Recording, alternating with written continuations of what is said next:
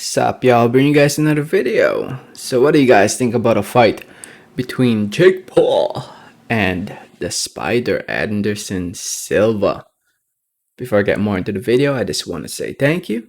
Thank you so much for watching. Please subscribe for more boxing. Please hit that like button. It helps out the video. It helps out the channel. I'd really appreciate it. So yeah, fight between Jake Paul and Anderson Silva. A lot of people were demanding this after over the weekend, after the Tito Ortiz versus Anderson Silva fight. People were demanding for this fight. And I can see why. Anderson Silva looked good against Tito Ortiz. If you guys didn't know, he knocked out Tito Ortiz no problem. A lot of people say it was fixed. In my opinion, it was a legit knockout. I thought Anderson Silva did well. Unfortunately, that was an exhibition. It wasn't considered a legitimate sanctioned professional fight. So it's not in Anderson Silva's record, but still, that's a pretty impressive knockout win for Anderson Silva. But to those who don't know, he actually has a win over Julio Cesar Chavez Jr. back in June of this year. That was a pretty impressive win, if you ask me. Jake Paul, on the other hand, as a professional boxer, he already has a record of 4 wins, 0 losses, beating Anderson Give, Nate Robinson, Ben Askren, and recently against Tyrone Woodley. Now I bring this up, talking about the possibility between Jake Paul and Anderson Silva, because Jake Paul was actually recently interviewed and quoted saying, and I quote, he said, "I have a lot of respect for Anderson. He's an MMA legend.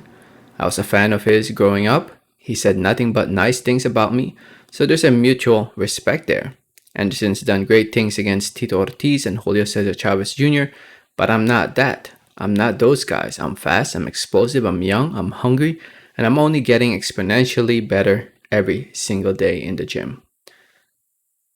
Now, in my opinion, Anderson Silva is a fighter that Jake Paul needs to avoid, in my opinion. At the age of 46 years old, Anderson Silva is still good, in my opinion, at least when it comes to boxing. He has the boxing skills to beat somebody like Chavez Jr., who is a bum, yes, but still, he defeated Chavez Jr., who is a very good bum. I'll say that much about Chavez Jr. But yeah, Jake Paul should avoid Anderson Silva.